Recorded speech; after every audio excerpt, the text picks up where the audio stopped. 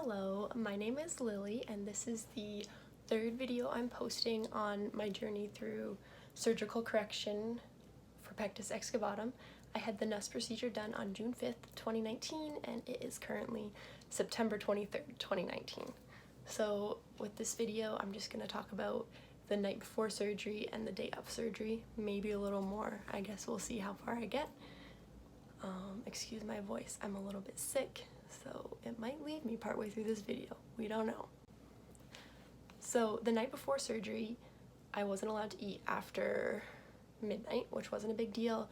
And then the morning of surgery, I had to shower and they told me not to put any deodorant or lotions on or makeup, anything like that. I was told different things by multiple people about whether or not I was allowed to have my nails done. I did get some questions on that. So some people said it didn't matter, some people said it did matter, some people said I could have all of them done but one nail. In the end I just took one nail off and I got yelled at by some people, and not yelled at, but they weren't happy, and then some people said it was stupid. So yeah, that was that. And then we went to the hospital for 9 a.m. to the same place that I had had my pre-op appointment the day before. Usually people have their pre-op appointment, I guess, a month earlier, but since like I went in so fast, like it was within a week, we just had ours the day before. And they checked me in and then sent us to, like me and my family, to a waiting room where I changed into hospital gowns. So like I had one on the front and then one on the back, so I didn't flash anyone. It's a good time. And I also got little slipper booties to wear. And we waited in that room for probably a half hour until they moved us into like the official pre-op room. So this official room was a really big room, and then the nurse's table was in the middle, and they had curtains all along the walls surrounding, so from the nurse's table they could see into each little section that was divided by the curtains, but you couldn't see who was next to you. So I had my own section and they put me in a comfy chair, gave me a warm blanket. I'll see if I can put in a picture of me. I was a mess. They did give me Ativan to help calm my nerves because I was kind of freaking out. So that was really nice, and it did help for, I would say, a half hour. I was there for a total of an hour. So by the end I was still antsy, like getting antsy again, but it helped for a bit, which was nice. I'll put in a picture also of me with Ativan. And so the nurse came and she started IVs, so one in each arm, just for like going into the surgery, so they would be already started. She did a good job. She got it on the first try, so it didn't hurt much or anything. I think they also took blood samples, I want to say, but I'm not 100% sure. So don't quote me on that one. And she also gave me some pills and a glass of water. So that was all I had to consume in the morning. A healthy and nutritious breakfast of pills. The pills were to like preemptively get the pain and the swelling, which was good, I guess. I don't know. I still felt really bad after, so I don't know how much that helped. But I took those pills with the half a cup of water, and we just like sat there and waited, and they came and checked on us every once in a while like we were waiting there. The surgeon actually did make it out to say hi to me and see how I was doing, which was really nice.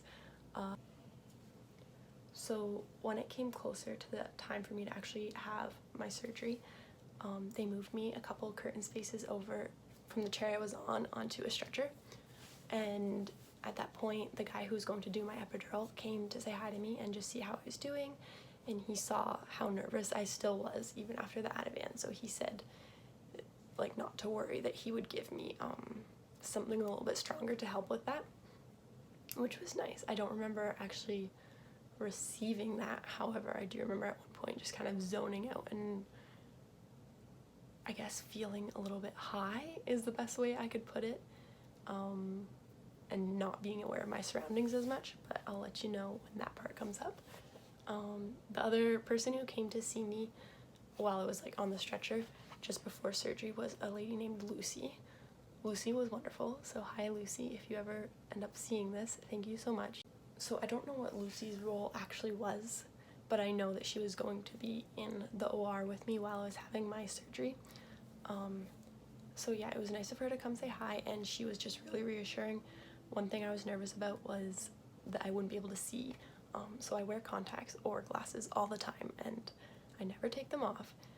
But going into the surgery and during the surgery, I wouldn't be able to have either on me. Obviously during the surgery, it doesn't matter because I'll be unconscious, but like walking in, kind of like the idea of it scared me. So she was just very reassuring. She told me that I could hold her hand while I walked in. So when it came time to actually like walk into the surgery, I took my glasses off. It was scary, and I walked with Lucy, and at that point I started sobbing. I just was beyond myself. I was terrified, I was nervous, I was crying and hanging on to Lucy's arm and walking. It was like just around the corner, so it wasn't far, but we walked into the operating room, and as I got in, I just like started breathing heavy, almost like a panic attack, I would say, because I could see all the machines, I could see the table I was going to lay on, I could see them getting stuff ready and like counting utensils, and someone over here was like looking at the meds and stuff. So it was a lot to take in, and on top of that I was already freaking out because I couldn't see. So yeah, I was a little nervous. I guess I just hadn't thought about the fact that I would see all those things going into the operating room. So hopefully this is a little bit of a notice for anyone else going into, I guess, any surgery, that you do see those things, and it kind of caught me off guard. So we walk in, and I sit on the edge of the table that I'll be laying on with my legs like hanging over, and they had to put the epidural in, so to do that I had to hunch over. Still sobbing, crying, complete mess. And Lucy stood in front of me and let me just like hug her waist because I had to be so hunched over. So that was really nice. I'm pretty sure I soaked her scrubs in my snot and tears. So again, thank you, Lucy.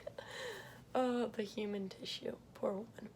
And I think that was when the guy who was doing my epidural gave me something to help me calm down, because I just started to feel loopy. I was still crying and almost hyperventilating, but my memory of this time is just super foggy, I guess.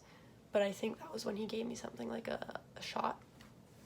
And I could also feel him like on my back, wiping it down and putting the epidural in. I don't actually remember the epidural physically going in, which I guess is good. I've heard that it hurts, but I didn't feel it at all. And at one point, Lucy had to switch out with another girl, so like another girl, super nice, I don't know her name, but she came and let me hug her waist and cry and soak her scrubs in my snot and tears again. And that's kind of like the last thing I remember. I don't remember laying down. I remember the guy who did my epidural talking to me. He had the same name as me in a different language, which is kind of a cool thing. And I remember him like telling me that, and I was kind of like, oh, nice. Like, I think I would care if I wasn't about to die. Not actually die, but yeah. So, and then I went into surgery. It was about 2.5 hours, I think, from what I have been told. And my family / the people that were with me were in a waiting room with a bunch of other families who had people in surgery also. And in the room there was, this is like secondhand information from what I've been told, but in the room there was a phone, and I guess the lady running the front desk left and had told everyone, like, answer the phone if it rings because it'll be for one of you guys. So the phone like did ring, I think 5 minutes after she left, and the people with me answered the phone, and they said that they wanted my mom in the recovery room, so the room that you go to after you have a surgery to kind of wake up and come off the drugs, because usually people are a little bit agitated or they cry a lot. Everyone kind of reacts differently, so they keep you in this room until you're well enough to go to like the actual floor that you're staying on. So I was in that room. I don't really recall this, but I guess I was asking for my mom, and they don't normally let family in, so I don't really know how they came to the conclusion to call and let my mom in. Maybe I was just a hot mess and they were like, someone needs to deal with her. I don't know. So my mom came in, and I don't fully remember this time. I have a couple pictures that I will put in here. So in that picture I just showed you, you can see the pink stuff all over my chest. That is the stuff they used to kind of clean you and wipe you down to help prevent infection. They had to scrub that off me later. I think that was a task and a half. And also, the funny thing about that picture is I remember taking it. This is like one of my few memories of the recovery room, but I remember taking it and thinking, wow, that's a really good picture. Like, that is a bomb picture. And if you look at it now, you'll see that it is definitely not. But something in my head at the time told me it was a great picture. So I kind of thought that was funny. Once they decided that I was good enough to leave the recovery room, I went up to the floor that I was going to stay on for the rest of the week. I'll put a picture in and then I'll kind of explain what's happening in the picture. So in the picture you can see, like, this is when I first got to the room that I was supposed to stay in. You can see that I have drainage systems, so the box that's on the floor beside the bed.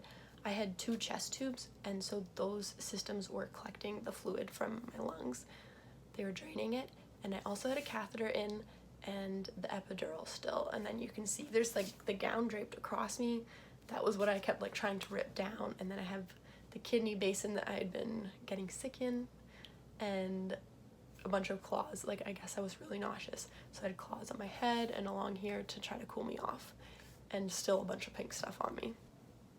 So I won't make this too much longer, but once I got to the room I was staying in, I don't really have much memories of that first time period. I would say like the first day is quite a blur. I remember one of the nurses who was there was quite nice, and she would come in and check on me. I don't remember the conversations, like I was actually delirious. The people, like my family that I was with, said that I would be talking and then mid-conversation just pass out and then wake up like 20 minutes later and continue the conversation from where I had been. And yeah, I guess I was just a mess. And I think that's where I'm gonna end this video, because really for the rest of that day I don't have much recollection. I remember getting sick. I don't remember being in pain at all. Like, I had so much drugs in my system, which was kind of nice, like for first waking up, your first day there. So I wasn't in any pain. I remember getting sick a bit, but it didn't hurt throwing up at that point. And yeah, that's just about it. Other than that, I don't have any other memories really. I'm going to link my Instagram in the description box, so that if you guys want to message me or ask any questions or just chat, you can do that there. I've already connected with quite a few people, which is really exciting. I think it's funny that we've always been told, like, I mean, I was always told growing up, like, don't talk to strangers on the internet, because like the internet was first starting to become big, and then now this is like where you make friends. I thought that was kind of funny. Anyway, yeah, so feel free to say hi there, ask any questions, and let me know what your story is. I hope you guys have a great day.